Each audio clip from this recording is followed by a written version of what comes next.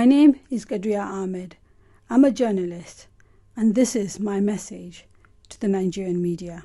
It is with a heavy heart, worry about Nigeria, and a sense of impending doom that I'm sending this message to you, my colleagues in the media.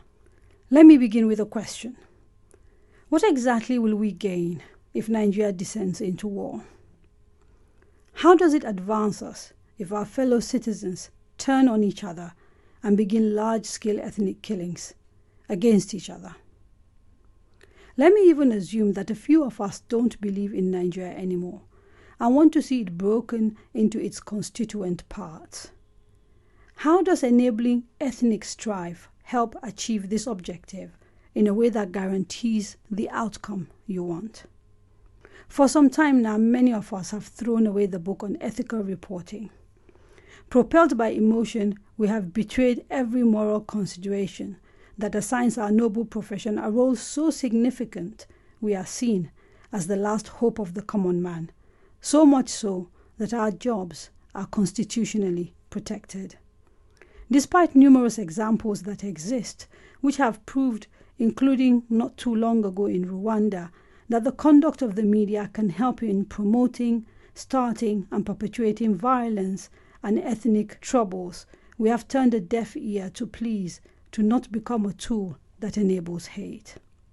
But we have failed to heed these warnings. We have given platforms to the worst among us, the extremists and the bloodthirsty. We have turned militia leaders and criminals into champions. Instead of us to lead calm and rational discourse on the existential challenges we face with a view to promoting actionable solutions, we have succumbed to hysteria and the next exciting clickbait headline. And yet for many of us, especially media owners, this place called Nigeria has been relatively good. This country has given many of us more opportunity than the majority of our fellow citizens. We have reaped a bountiful harvest from this place. We have done so well that if, God forbid, this country is consumed and chaos reigns, many of us will hop on a plane and bugger off to the many different countries abroad where our families live in peace, even though they are not native to those places. We will run off and leave our foot soldiers, our reporters and headline writers, who we allowed, maybe even encouraged, to go down this path to navigate a country at war, alone and perhaps without the ability to fully protect their families, both immediate and extended, from the horrors that will follow. And there's no doubt it will be horrific. The playbook is written and tested. We saw it in Sierra Leone, in Liberia, in Rwanda, and more recently in South Sudan and the Central African Republic. There will be killings in the thousands. Limbs will be chopped off with machetes. Women and girls will be raped. Food will be scarce. Fear will reign. The most brutal among us will take charge, and their word will be law. They will not tolerate journalists who try to hold them accountable. And these horrors will not always come from the boogeyman we have been at great pains to create and project. It will come from the militia leaders fighting to take control of our neighborhoods and increasingly scarce resources. This is not a film script. This is the reality of war. Our job is to hold power accountable, and it is exactly what it should be.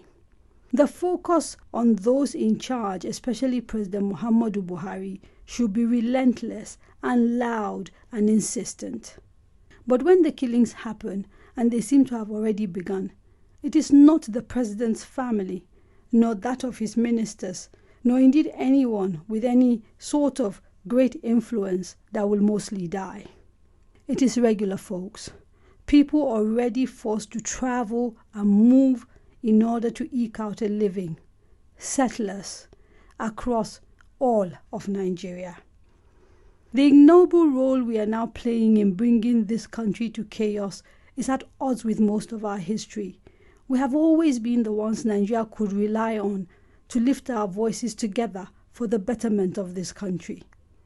Our proud history of fighting colonialist masters carried on with the fight against military dictatorship, to standing up to civilian governments that try to perpetuate themselves in office.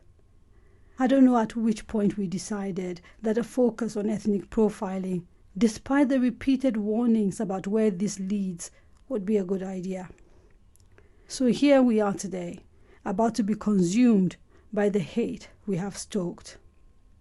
They will write about us, just as they wrote about our colleagues in Rwanda, that we fanned the flames of ethnic hate and enabled them consume our country.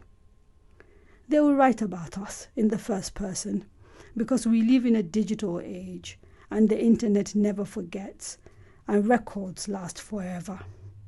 They will identify us individually, and sooner or later, a few of us will end up before an international court.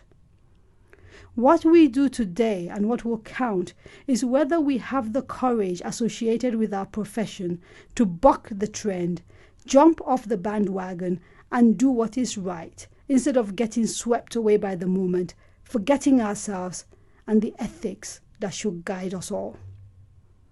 In the end, we all die. But while we live, we write our legacy. It is not too late to make it one that saved our country from the brink.